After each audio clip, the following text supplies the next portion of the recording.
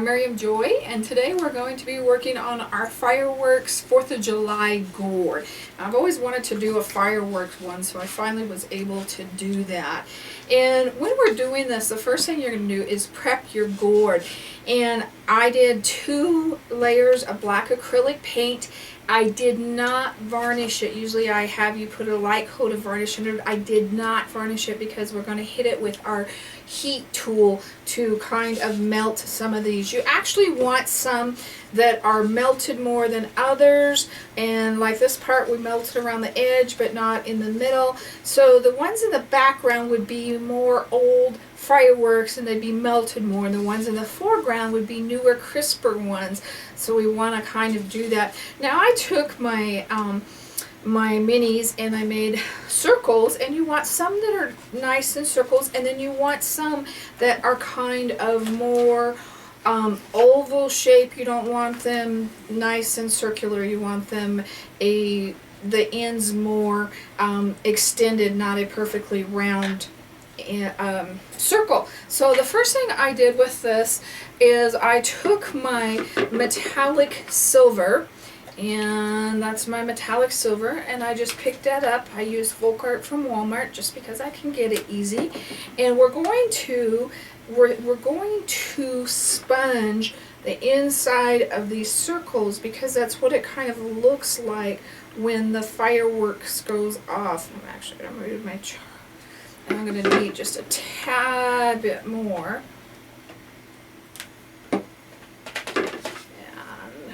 Just a little bit here.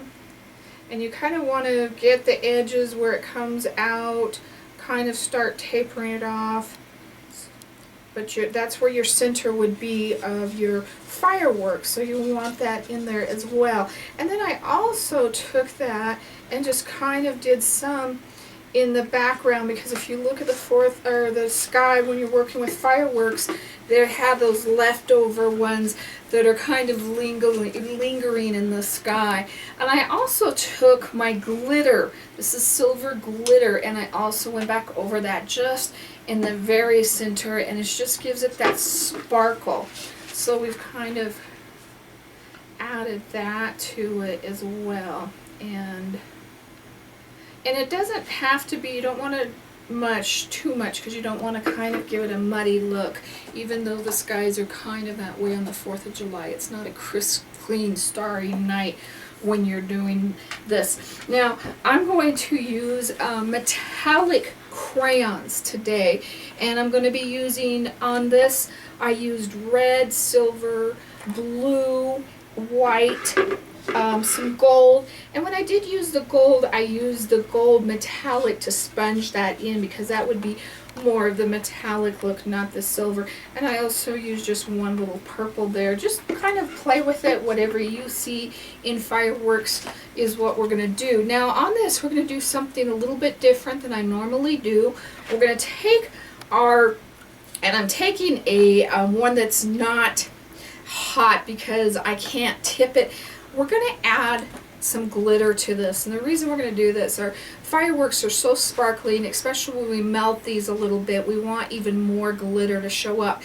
This is real fine glitter, like a scrapbooking glitter, not a children's glitter, and we're going to put quite a bit of it here on the directly into the wax, but I want you to see that it is quite a bit of wax, or excuse me, glitter on that wax. So we do use quite a bit. I put the silver in with the silver. There's no rhyme or reason to it. In fact, if you use a different color, it may even show up better, like if you used a silver with the blue or something like that to kind of even accent that a little bit more. It may show up a little bit better. So now we're going to stir these a little bit more, and I am going to start with a blue here, and I'm going to be using my #1 tool.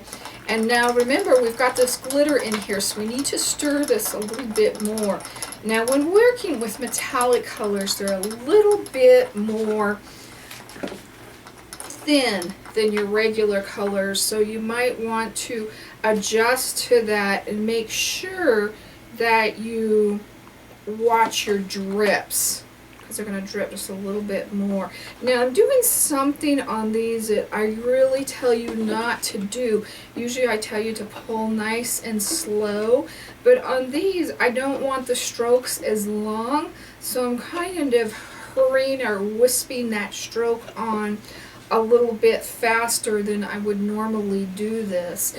And so we want to kind of give it a bigger body and not as long of a tail, I guess is what I'm trying to say here, instead of pulling it like I normally have you do. So we're just going to put those in. Now remember, these are not perfect. The wind is blowing up in the sky and all kinds of things like that. Now I think I'm just going to leave this one. We may come in and add some silver dots around the edge. I'll check it in a minute.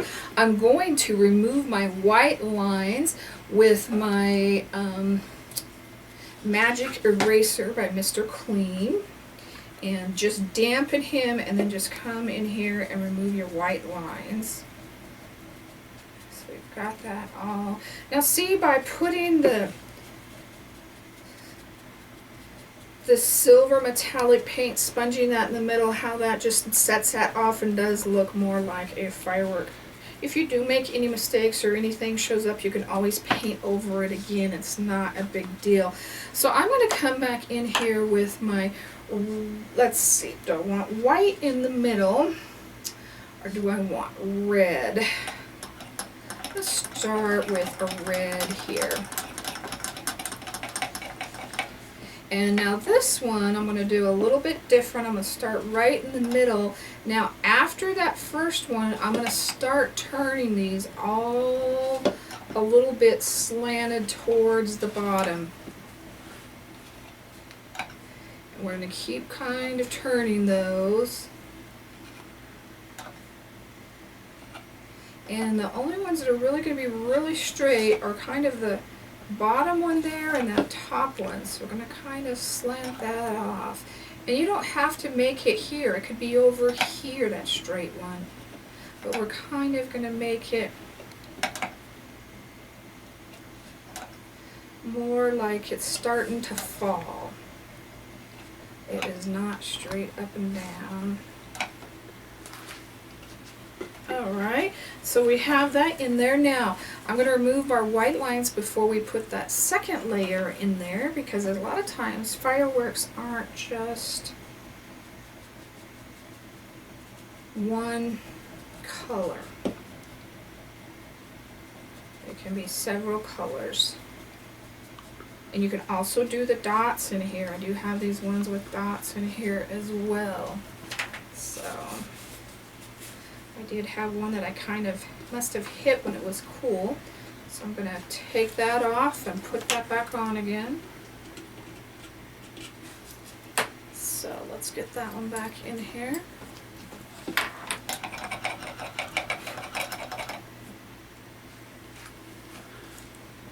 Alright, now I'm going to come back in here. Now remember, we're talking about a firework, so we don't want it perfect. I'm going to put silver this time. Now silver's really thin, so be a little bit careful with it when you're working with it. And I'm just going to kind of go the same direction as those went, even more so, allowing more room at the bottom. So it looks like the bottom has fallen a little bit further. And we dripped. That's okay. I'm trying to show you and trying to keep it as flat as possible too, which doesn't always work. So bear with me here. See how we've got these all curving towards the bottom. So when we get up on top here, we're not going to have them quite as far out. Now it's okay if they hit the others, because remember, we're talking about 4th of July and fireworks, and these are not perfect. Okay, so we've got that. I'm going to remove this guy right here. And remember, the bigger the tool, the more wax you're picking up, the more chance of it dripping. So if you're having problems with it dripping, switch to a smaller tool. And we can always sponge that a little bit with brown right there as well. Excuse me, silver, instead of having to worry about painting that. Okay, I'm going to come in and I'm going to add some white dots here. I'm going to do some in the middle. And you don't have to put these now. You could kind of wait till afterwards. And you don't have to have them in every one if you don't want them. If you don't think they belong, don't do them. And I think I'm going to kind of put some up here just to brighten up the firework. You could do a descending dot. You can do whatever you want to. Now remember, if your little flecks are showing up, you're going too fast on your dots, slow down. But see how great that's really starting to take shape. Now we're going to do something that we normally don't do with our wax technique. We're going to come in here, we're going to heat this up. I'm going to heat this one up just till it starts to melt. And on this one, I think I'm going to just try and kind of heat this outside more than the inside. And I just smeared all my dots. Well, that was real fun.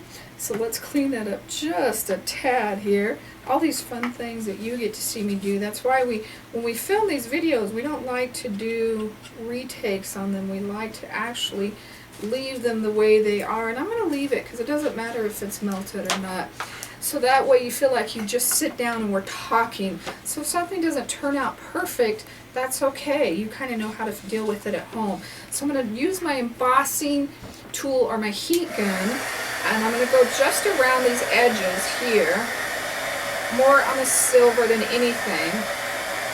And you might want them to run more in certain areas, like at the bottom, than you would at the top. And if you put it, tip it more, it's going to run more in the areas that you want that to go. So remember that as well. So we've got it actually running more at the bottom. And I'm going to leave it like that. I'm just going to heat this one up just right there.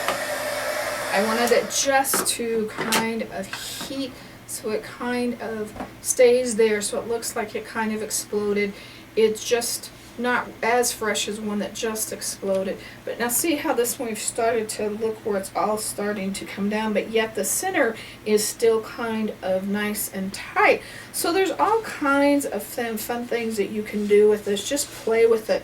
This one I put 2 layers in, and then I pulled 1/3 layer out here. And after I varnish it, I want to go in and add rhinestones here and there. I think that'll kind of sharpen it up so it doesn't look like the sky is dirty. It'll just kind of give it a brightness as well. So you can do all kinds of different things, just fun like that. So just use your imagination and kind of try all kinds of different things. Like I said, the front ones have them where they're not heated at all, and there's the ones that are just burst and are nice and crisp. So if you have any questions about this process, please email me at art@miriamjoy.com. For any of the products, please visit my website at miriamjoy.com. And it gets real fun saying that when we're shooting several of these in a row. On there is a link to YouTube where we do all these fun videos and different techniques for you. And also there is the Facebook link where we post something up for you every day. Thank you so much for joining us today. I hope you have a happy 4th of July, and God bless.